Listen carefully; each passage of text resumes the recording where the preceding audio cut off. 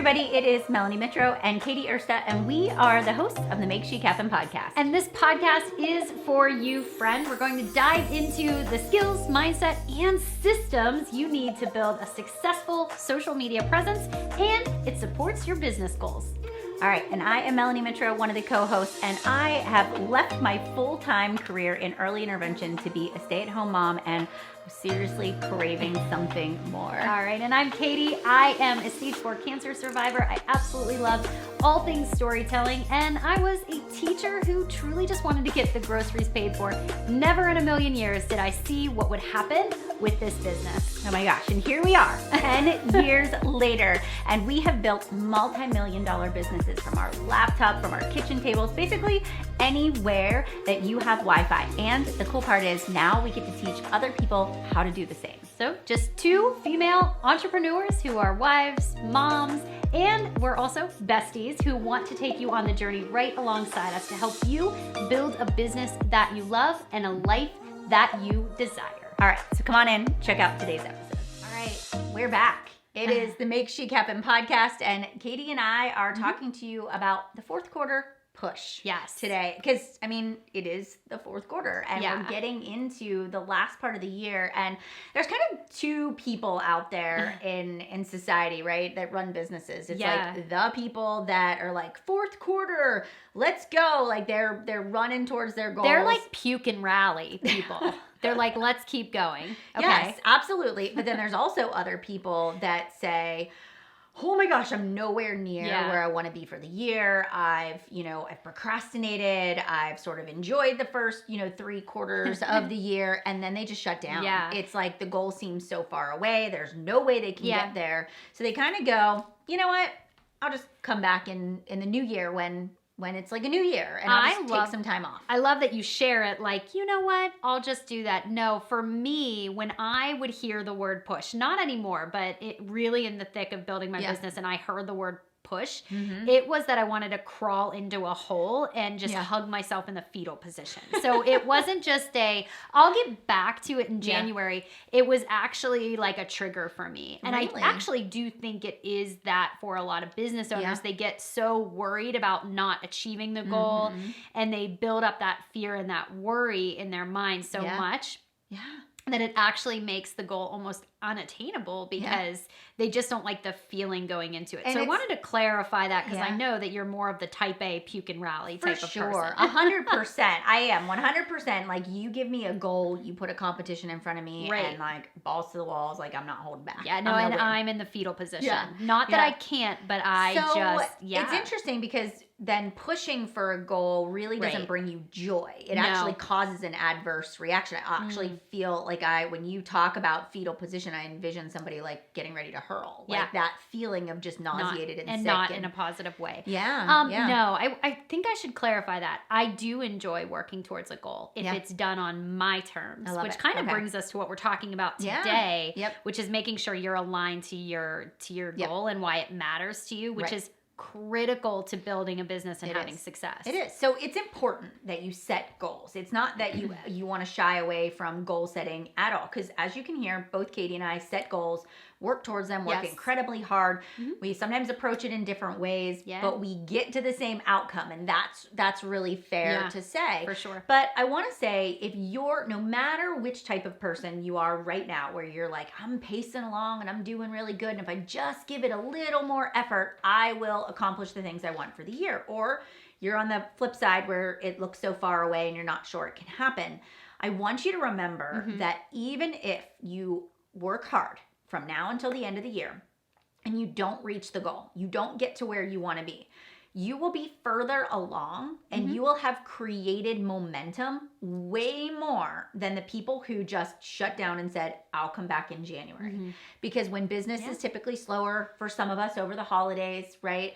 And where most people are just kind of kicking back and drinking their eggnog and eating their sugar cookies, right? I know. And you're consistently showing up. You will go into the next year, you'll go into 2022 with momentum where everybody else will be like trying to start that freight train. So even if you don't make make the goal, you're already setting yourself up for a successful new year. And a lot of times people forget that. They just see like, man, I'm done. I'm going to take time off. But no, that's like the worst thing you can do. Yeah. And so today what we want to do is actually redefine the word push. And we're actually going to share what you can do, whether you are that type A person that Melanie described, the puke and rally, let's go, drink the eggnog, and we're going to party on. Or if you're more like me, where you have to really analyze what your year-end goal and have a specific strategy in place and really only look at it day by day instead of the big picture. And so before I give you this acronym for push and how we've realigned it and redefined it to make ourselves feel good about it, I want to ask you a question.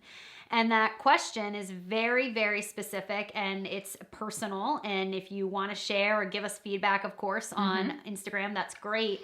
But I want to know, do you have a tendency to count yourself out before you count yourself in?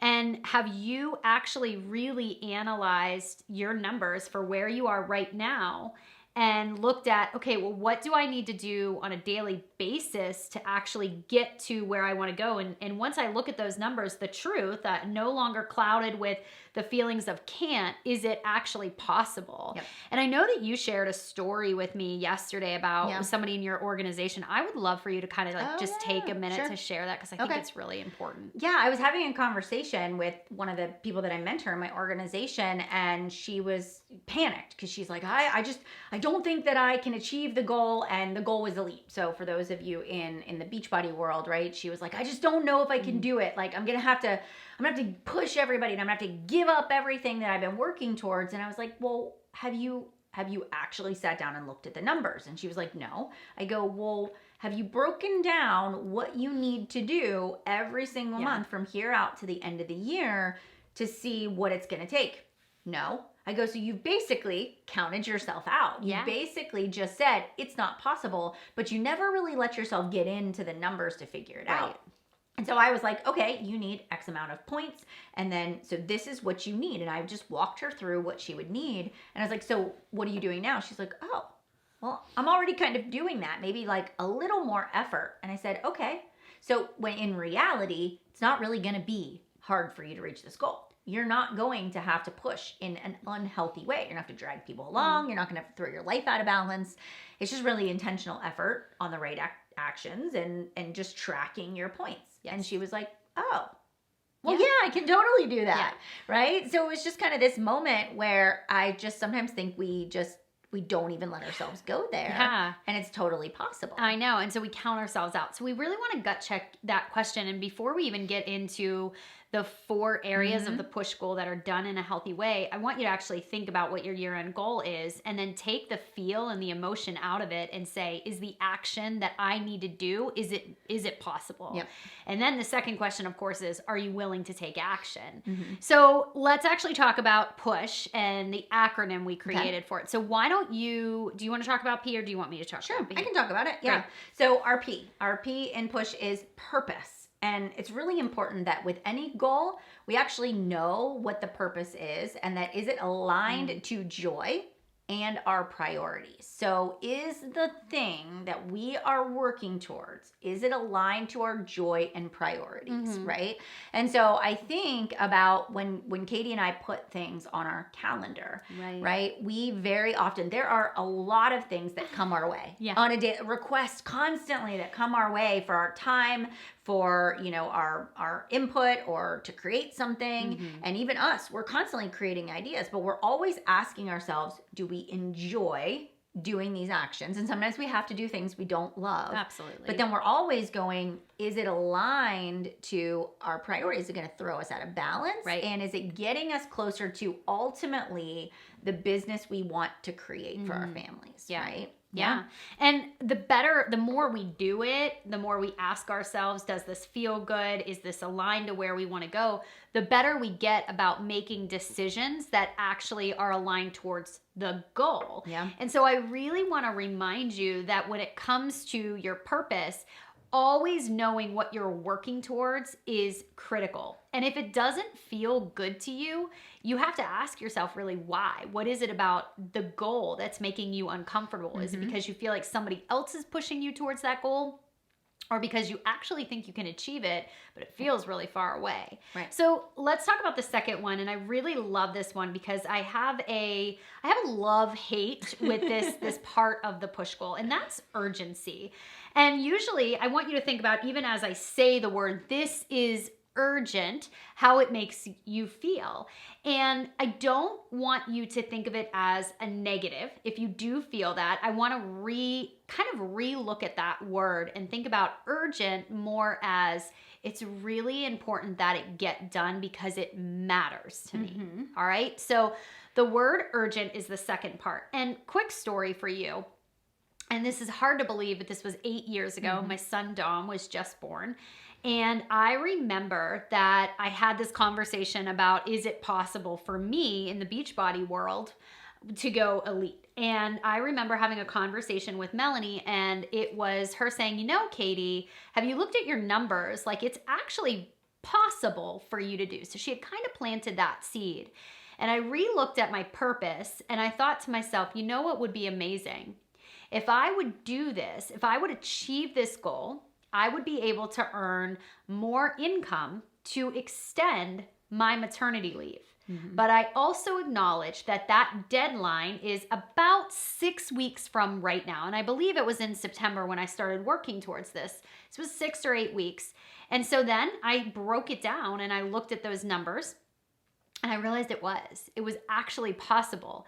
But I had to really look at it and say, there is no excuse for not getting the work done every single day. So urgency began to really matter in my business because it was aligned to my purpose. And that's what really drove me. So when it comes to urgency, ask yourself, am I aligned to my purpose, right?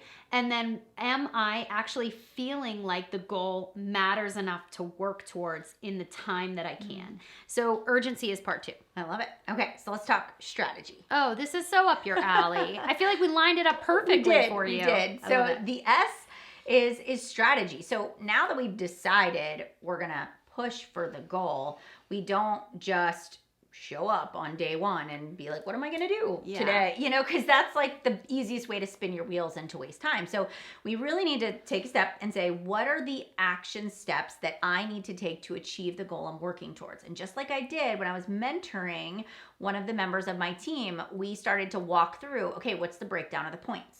Where do we need to, how do we get to those points? If we know we need certain people doing certain actions, can we create a visual for ourselves? Like, I know that I need to touch base with these people every single week. I know that I need to be inviting, X amount of people a day to be able to get to this goal at the end of the month. And so the strategy is actually breaking down the actions, because in any business, there's a lot of things we can spend our time on, but they're not always the things we should be spending our time on, right? And so we want to make sure that our strategy and what we're saying yes to is, again, aligned to where we are going. So we're really getting clarity, right, around like the actions. And a big one is for network marketing friends is recruitment. If you say to yourself, I want to grow a team, yet you're only selling product, your strategy isn't aligned to where you want to go. So now we want to make sure that throughout the month, if we want to grow our team, that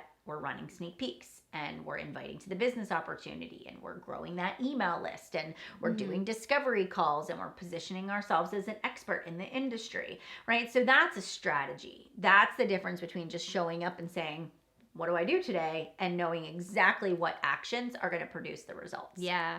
All right. So the last one that we have is habit. So push, we have our entire acronym. And then the last word, of course, is habit. And I know that this is something that people in business often kind of poo-poo all over. They're like, yes, you need a habit. And I want to go back to the podcast episode that you recorded solo, where you talked about creating the habit even when it was hard, and how you would get out of bed and you created that discipline of getting up in the morning before the kids did. And then you would work in the evenings. And that discipline of creating a habit that worked for you was aligned also to what your big vision was for where you wanted to be and how you wanted to basically end the year and the quarter, but more importantly, overall, like what your overall purpose was of creating the business. And so when you're thinking about your habits, I would encourage you to actually audit I would audit your day and say, what habits are leading me towards success or what habits are leading me away? So for example, if you're noticing that you're spending an hour on social media, but 55 of those minutes are just scrolling and looking for ideas, that's not really a powerful habit that's going to help you build a business. And so I encourage you to actually listen to that episode Melanie recorded, and we'll put it in the show notes, the specific number. But when you listen to that podcast, I want you to hear how she talks about discipline and creating a habit and knowing that that habit was aligned to where she wanted to go. Yeah.